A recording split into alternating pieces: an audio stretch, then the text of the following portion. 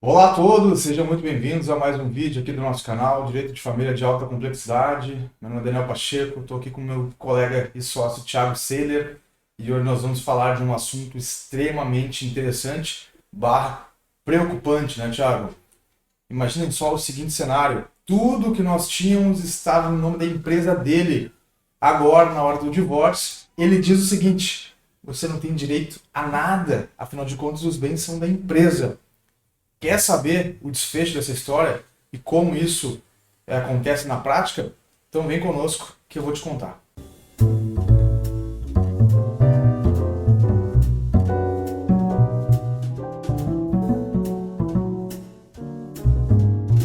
Então é isso, né, Thiago? Mais um vídeo aqui no nosso canal. Aproveita que a oportunidade, peço que vocês inscrevam-se aqui no nosso canal, ative as notificações, toda semana vídeo novo. A gente se empenha aqui realmente em trazer conteúdo jurídico de uma maneira fácil de se compreender, com assuntos realmente do nosso cotidiano aqui do escritório, Uma casos abordagem, concretos, abordagem uma prática, sempre. abordagem de fácil compreensão e que realmente vai trazer impacto aí para você que está nos assistindo. Deixa o like aqui, compartilhe com as pessoas que possam passar por esse problema, que você conheça, porque é aquilo, né, pessoal? A informação é a mais preciosa que a gente pode ter nas nossas mãos e aí isso acaba realmente nos ajudando aqui no nosso intuito, que é o combate da fraude à partilha de bens, né, Thiago? É isso aí. Mas enfim, o tema do nosso vídeo de hoje é um tema bastante caricato, digamos assim, mas ele é, infelizmente, frequente na nossa rotina. Não é um assunto longe do nosso dia a dia. Uhum.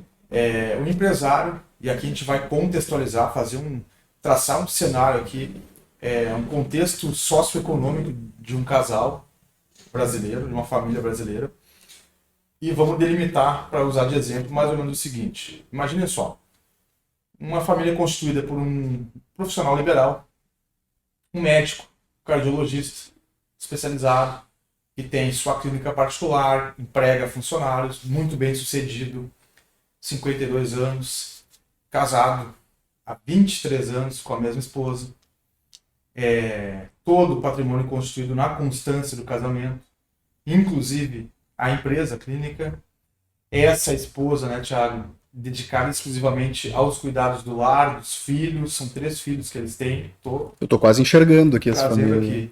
aqui, para títulos exemplificativos aqui, o seu João Carlos, tá? E a dona Neide. Dona Neide, uma senhora de 54 anos, um pouco mais velha que o seu João Carlos, e se dedicou integralmente aos cuidados do lar. 23 anos de casado, foi isso que eu falei, né? Uhum. Chega a certo momento. E aí o seguinte, Thiago, todos os bens, os principais bens daquele casal que eles utilizam, seja o imóvel, os carros, os veículos, né? E eles têm ali uma pequena embarcação, uma lanchinha. O seu João gosta de, no final de semana, pegar a família, dar um passeio de barco pelo lago da cidade, gosta realmente de aproveitar a vida. E aí ele resolve dizer o seguinte: ó, Neide, não aguento mais, estou indo embora, Uhum. tchau pra você. Uhum. E aí ela, com extrema surpresa, recebe aquela notícia do divórcio e não sabe o que fazer, sequer para onde correr, Uhum. por onde começar. Isso realmente um quadro bastante comum. Por onde se inicia? Bom, não é. Para essa resposta, nós temos vídeos, inclusive, aqui no nosso canal, que é por onde se inicia o divórcio. Inclusive, peço, se vocês não viram, dê uma olhada. Ok. E ela pergunta assim para o seu João Carlos: João, ó, tá bem, eu já superada a fase de assimilação do divórcio, aquela coisa toda, vamos para a parte objetiva da coisa, que é de dividir o patrimônio. Uhum. Então vamos dividir as nossas coisas aqui. E aí o seu João Carlos olha no grão do olho dela, Thiago, e fala o seguinte: como assim nossas coisas, Neide? As coisas são todas nossas, da empresa, Beleza. da clínica, não tem nada para dividir. E aí aquele olhar de pânico na cara da Dona Neide se instaura, cai por terra a Dona Neide, quadro depressivo, crise de ansiedade, síndrome do Uhum. pânico instaurada, passa a fazer uso de medicações. Realmente é um caso dramático, né, pessoal? Isso aqui não é caso de família Da TV. da televisão, não. Mas É. é o cotidiano, infelizmente, é um cotidiano que representa grande parte dos casos de divórcios litigiosos onde nós atuamos, né, Thiago? E a dona Neide liga, ela tem aqui, já que nesses 23 anos de casado ela não conseguiu, durante o casamento, nunca, jamais acreditou que o seu João Carlos iria passar ela para trás e não tomou nenhuma medida preventiva para isso. Uhum. Ela tem uma brilhante ideia nesse caso. Entrar no site celerpacheco.com.br e ligar para nós. E aqui, sem falsa modéstia, Thiago, ela ligou para as pessoas certas, porque ela nos conta essa história. E a gente fala o seguinte: dona Neide, vem aqui, vamos conversar. Dona Neide pega um avião de São Paulo a Porto Alegre, senta aqui conosco e vem conversar pessoalmente. E a gente começa a explicar para ela como é que funciona essa situação. Uhum. E aí, antes, Thiago, de a gente adentrar na questão real dos bens estarem todos em nome da empresa do seu João Carlos, aqui do nosso exemplo médico, é bom que se diga, e nós temos um vídeo, inclusive o vídeo anterior postado aqui no nosso canal, fala disso, de como funciona o divórcio do empresário na prática, sem cogitar a hipótese da fraude, ele é um vídeo mais amplo. Então quem não entende como é que funciona o divórcio do empresário, é bom que se veja aquilo, mas é importante tu trazer um pequeno resumo do que é, assim, de maneira geral, é importante a gente ter em mente que, em linhas gerais, evidentemente, como funciona o divórcio que envolve uma empresa no patrimônio, seja ele comum ou não, né, do casal. Só fazer um pequeno parênteses. Sim, sim. Uma introdução para a gente poder se aprofundar depois nesse assunto que é mais focado na fraude, né? Então vamos lá. Quando envolve empresa, a partilha dos bens do casal, a gente tem que analisar primeiro alguns fatores, né? Eu diria que o primeiro deles é o regime de bens do casal, para saber se os bens vão entrar na partilha, não vão, são bens anteriores, são bens adquiridos na constância do casamento, a título gratuito, a título oneroso, né? Foram comprados. Essa é a primeira questão. Regime de bens. Segunda questão, qual era o tipo societário dessa empresa?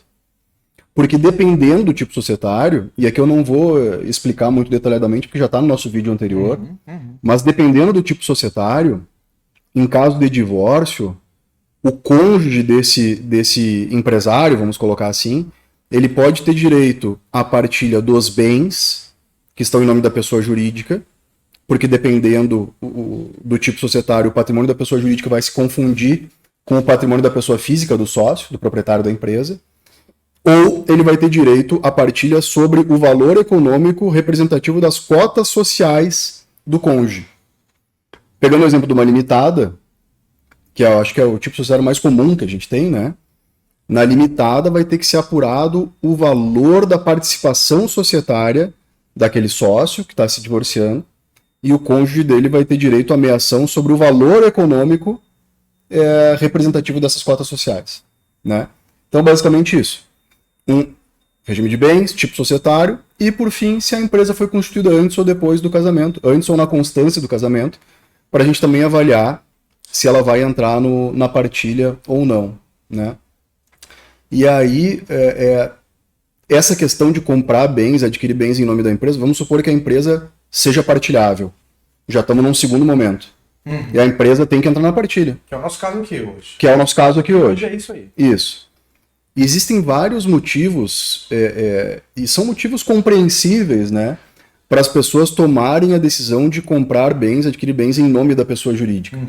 Né? Tem motivos tributários, fiscais, pagar menos imposto, tem daqui a pouco a proteção patrimonial, né? Eu quero que se daqui a pouco, se eu contrair uma dívida, os meus bens estejam em nome da pessoa jurídica.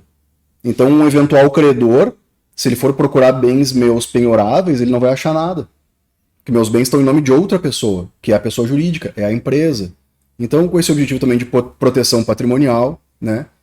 Dentre outros, né? Mas vamos resumir dessa forma. Então, as pessoas têm efetivamente motivos para adquirirem bens em nome da empresa, né? A questão é quando chega o momento do divórcio, e aí aquele cônjuge que é sócio da empresa tenta afastar esses bens da partilha e da meação que ele vai ter que pagar ao outro cônjuge, né? E aqui, só fazendo um parênteses, Thiago, um adendo, na verdade, a tua informação, é o que a gente sempre fala aqui, bate muito nessa tecla. não há nenhuma ilegalidade, nenhuma ilicitude em adquirir um bem em nome de um terceiro. Em adquirir uma casa em nome do seu pai, da sua mãe, do seu irmão, do seu cunhado. E você usufruir da posse daquele imóvel. No caso aqui, de que os veículos, do próprio financiamento bancário para a construção do imóvel, no nosso caso do seu João Carlos do Maneide, ser em nome da empresa, não há nenhum ilícito. Qual é o grande problema? É o finalzinho do título do nosso vídeo aqui. É que na hora do divórcio ele disse que ela não tem direito a nada. Por quê? Porque está tudo em nome da empresa. É óbvio, pessoal, que aqui o que vai importar para a justiça e vai ser caracterizado como fraude é justamente o intuito do fraudador. É o dolo. O dolo. É a vontade de usar aquela situação, que é uma situação amparada juridicamente, não tem uma ilicitude naquilo, porque não há um vício de forma, ou seja, o negócio jurídico, para os colegas advogados, inclusive, que nos acompanham aqui, Thiago, ele não é viciado na sua forma e na sua vontade, em tese. Muitas vezes... Mas o intuito final dele, sim, Thiago. Então, por isso que ele pode ser descaracterizado. E aí, claro, a gente vai falar disso aqui no final do vídeo, como desfazer essa situação. Sim. Mas só para corroborar com isso, eu gosto sempre de deixar isso muito claro. Porque acontece a gente receber perguntas aqui no nosso e-mail, ou até lá no nosso Instagram, Daniel Pacheco ADV e Thiago Seller ADV, na seguinte situação: mas olha só, a casa que a gente vive está no nome da mãe dele, e agora? Calma, não vai sair por aí quebrando panela, quebrando tudo dentro de casa, dizendo que o teu marido é um fraudador. Muito cuidado, não é esse o nosso intuito aqui com o nosso conteúdo, dizer que o teu marido é um fraudador, tua esposa é uma fraudadora. Não. É acender um sinal de alerta. Por quê? Porque se no eventual divórcio uma das partes se utilizar dessa manobra para dizer o seguinte: não, mas esse bem não é nosso, ele está no nome de um terceiro, aí evidentemente a gente está diante de uma situação ilegal. Aí sim, nasce o ilícito. É verdade, o que eu ia dizer é que muitas vezes a aquisição do bem em nome de uma terceira pessoa, e aqui no objeto do nosso vídeo de hoje, em nome da terceira pessoa jurídica, em nome da empresa, essa decisão conta com a concordância do cônjuge. Claro. Né? Porque nós vamos ter vantagem, nós vamos pagar menos imposto, né? Pensa bem, nenhum bem nosso vai ficar exposto a eventuais credores. Então muitas vezes conta com a concordância do cônjuge, né? O problema vem lá ao final, quando ou o sócio lá diz: não, tu não tem direito a nada, né? E aí eu já aproveito para trazer um outro elemento aqui para nossa conversa de hoje, que é o seguinte: ele vai dizer o seguinte: tu tem direito a metade das minhas cotas sociais. Perfeito. Já para evoluir aqui no vídeo, né? No nosso assunto. Tu tem direito a metade das minhas cotas sociais. Eu sou sócio de uma limitada, né? Quando a gente adquiriu os bens em nome da empresa, tu já sabia que não teria direito aos bens. Às vezes as pessoas confundem, acham que vão ter direito aos bens. Não, vão ter direito a metade das cotas sociais. Então, o cara diz isso, né?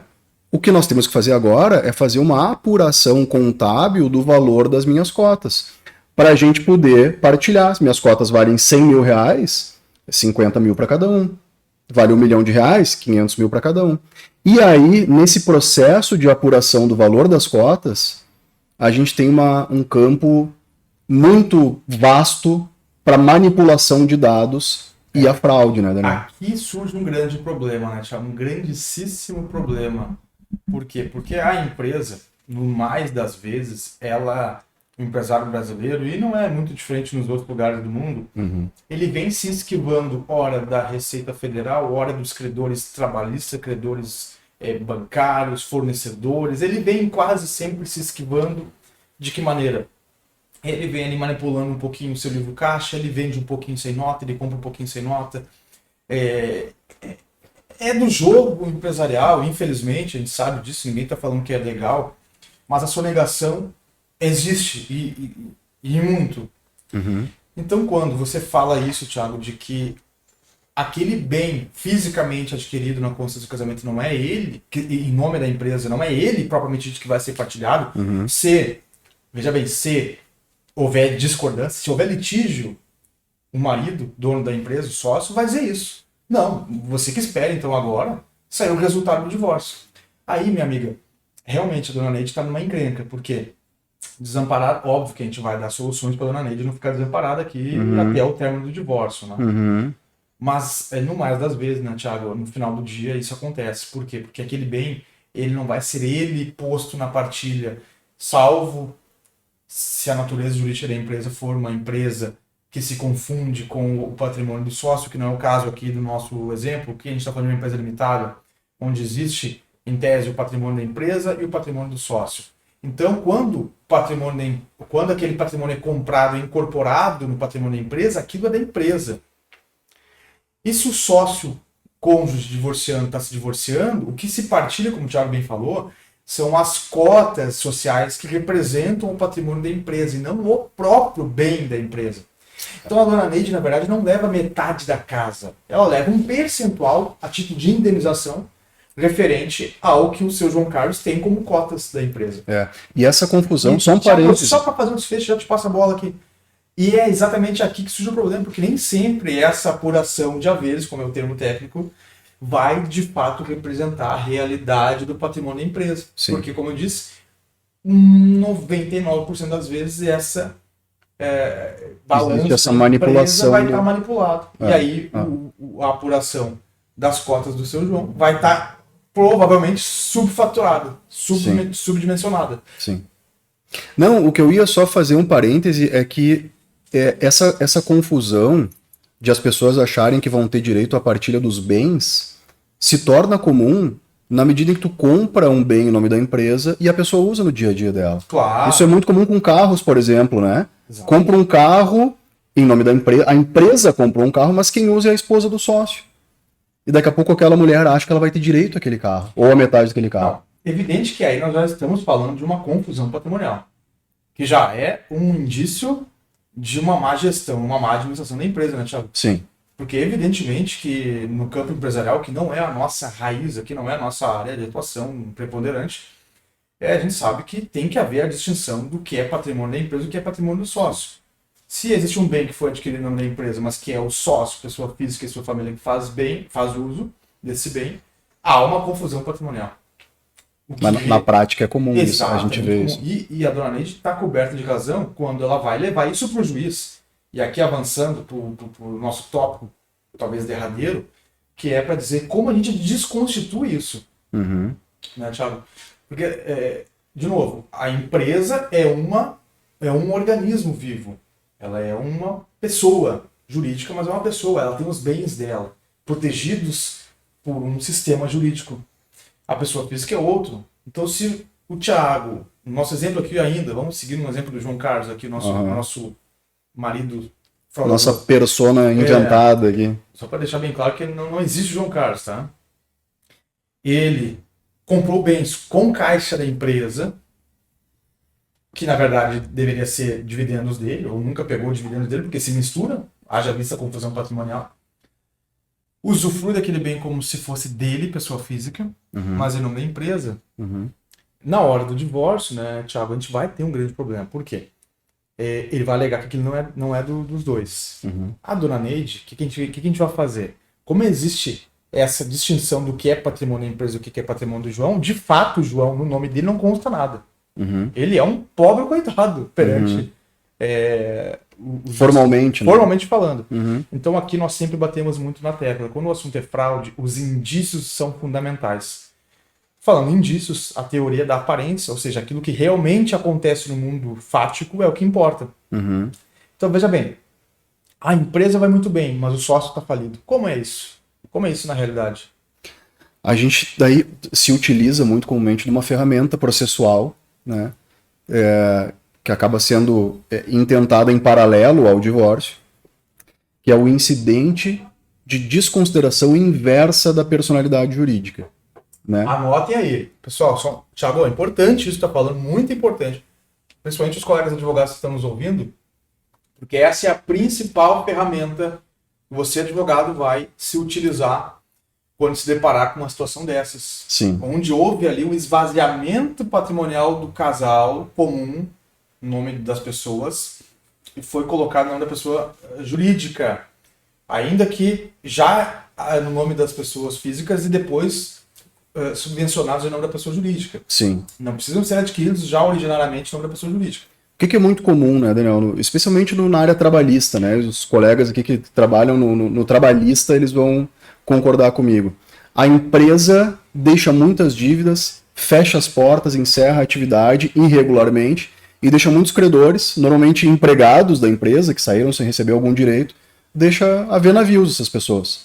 E aí é muito comum isso, que a justiça desconsidere a personalidade jurídica dessa empresa para que se possa ir buscar patrimônio dos sócios, pessoa física, para saldar as obrigações da empresa que ficaram em aberto, né?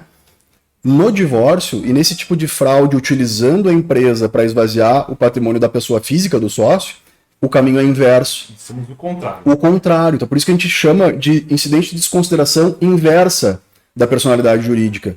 Porque daí a gente adentra no patrimônio da pessoa jurídica da empresa para saldar obrigações que ficaram em aberto do sócio, né? Então, é o inverso. O juiz, claro, por quê? Porque a empresa adquirir bens em nome dela é totalmente lícito, que é o que eu estava falando há pouco. É lícito, é regular, é válido, né?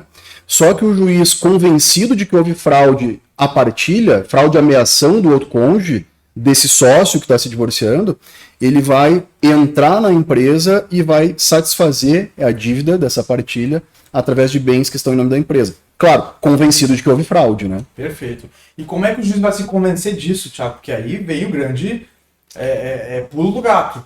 Como é que se prova a fraude, né? Através de, nesse caso aqui, evidentemente existe, nós precisamos provar que há má fé, o dolo. Então, evidentemente que no processo civil de família, né, a parte, o cônjuge sócio divorciando, ele vai ser intimado a apresentar os bens, a esclarecer sobre os fatos apontados ali pela esposa. E, evidentemente, ele vai se escusar daquilo, né, Thiago? Ele vai dizer que não, que é uma mentira. Então, na verdade, aqui o ônus probatório, de fato, é daquela que está alegando o fato. Sim. A cônjuge, no nosso caso aqui, a dona Neide, vai ter que trazer provas de que houve, sim, um desvio de finalidade da empresa para aquele bem. Ele desvirtuou a finalidade da empresa ao adquirir aqueles bens que seriam das pessoas físicas para utilização. Como é que a gente trabalha nesse tipo de caso? E aqui entra fundamental importância de contar com advogados especialistas na área. Sim. Porque aqui o nosso trabalho é um trabalho de formiguinha. Nem sempre. Aqui nós estamos trazendo exemplos bem assim, caricatos para realmente deixar a coisa bem, Claro, bem claras e ilustrativas, mas nem sempre é assim tão uma flor da pele. As coisas são tão sutis. Uhum. Os indícios vão ser importantes, né, Thiago? Primeira coisa, Sim.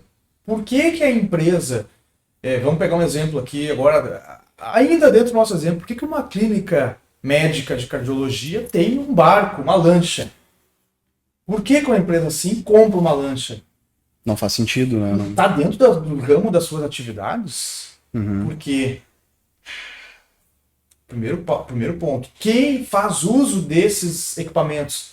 Aí entra, de novo, teoria da aparência. Sempre foi utilizado pela família exclusiva. Uhum. Segundo ponto. Então, assim, veja que, claro, no exemplo aqui que a gente está fazendo, fica muito evidente comprovar Sim. a fraude, né, Thiago? Fica fácil desconstituir esse negócio jurídico. E lembrando também, né, Daniel, eu sempre gosto de acrescentar isso. Quando a gente está falando de fraude, tu nunca vai ter um recibo com firma reconhecida da fraude. Ah, não, né? com certeza. Recibo de caixa 2, enfim, tu nunca vai ter. Então, para se provar a fraude, a gente tem que se utilizar de um conjunto de indícios. Essa é a forma de prova da fraude. Nunca vai haver uma prova cabal da fraude. Exato. Né? É porque são esses conjuntos de indícios que vão nos levar à presunção da fraude. Sim. E aí sim o juiz vai poder, de forma tranquila.